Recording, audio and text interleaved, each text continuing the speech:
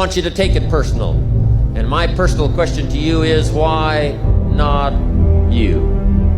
Why pay the price? Why work this hard? Why go this far? Why try to learn this much? Every morning, everybody in life starts off with the same amount of currency, 24 hours.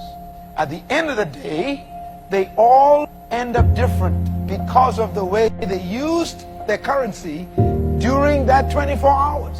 If you are smart and wise, obviously you spent some time reading books, listening to good tapes, or taking some studies somewhere, because you don't just wake up smart. And if you are stupid, dumb, ignorant, you bought that and you paid for it by the time you sat down watching 5 movies in a row on HBO. That's all you are. Whatever you trade your time for, you become, it's currency.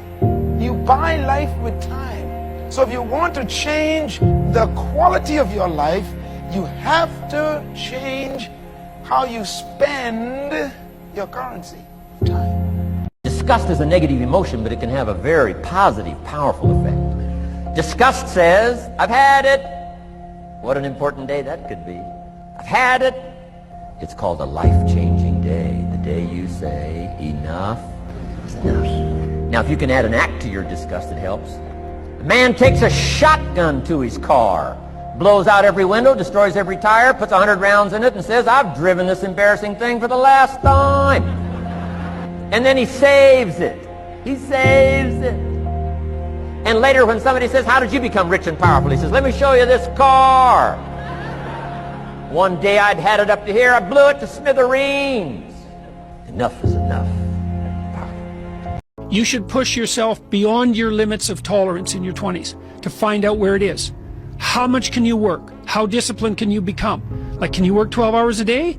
Can you work 8 hours a day? Can you work 3 hours a day? Like, flat out. Where's your limit? How much work can you do and how much socialization? You should find out. Push yourself past and then back off to that point where it's optimally sustainable. It's good to think about that as a goal. It's like you're trying to discover what your limitations are when you're in your 20s, so that you can hit that edge, so that you can sustain yourself across the decades. Too much fun takes you out. You don't want to be the oldest guy at the disco. You know, it's not fun being the 40-year-old at the singles bar, precisely. You want to make sure that what you're doing is age appropriate, and you want to push yourself in every direction that you can, but you should be doing that with an aim in mind. It's like you're trying to make yourself into a better and more competent person. And so some discipline along with the fun is a good idea. If you are willing to take the harder way, the more complicated one, the one with more failures at first than successes, the one that has ultimately proven to have more meaning, more victory, more glory, then you will not regret it. Now, this is your time.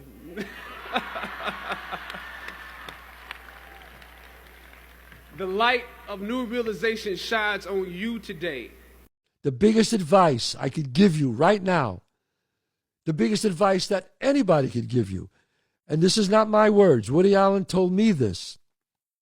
He said, I said, Woody, what's the secret to success?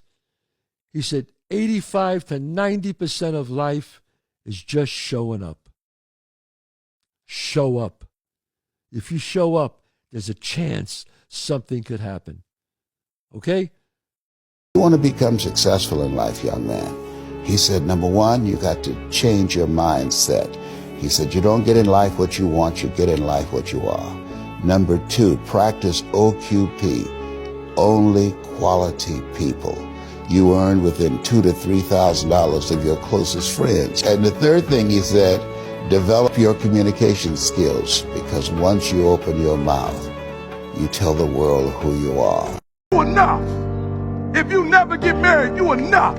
If you never pass that law degree, you enough. If you never become a doctor, you enough. If you never get married, you enough. If you never have a child, you are enough like you are. And that's why God created you. You are enough. You got to come out your comfort zone, because your comfort zone is the deadliest place you will ever be. You should never feel comfortable. You should be happy and dissatisfied.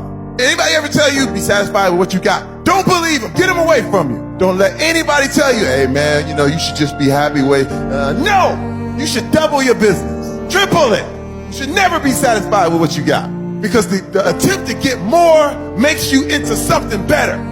If you want to be the best of the best, if you want to survive no matter what happens, if you want to thrive no matter what happens, you can't second guess yourself. I can't gamble on you if you're not willing to gamble on yourself. I can't trust you unless you trust yourself. You're asking me to be honest with you. When was the last time you were honest with yourself?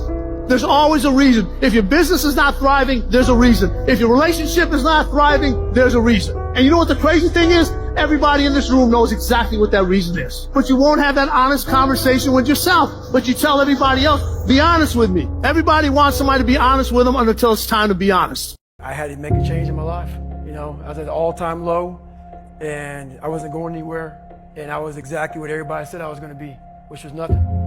So I had to make a change. Promise yourself you'll read the books until your skills change. You'll go to seminars until you get a handle on it. You'll listen to it until it makes sense.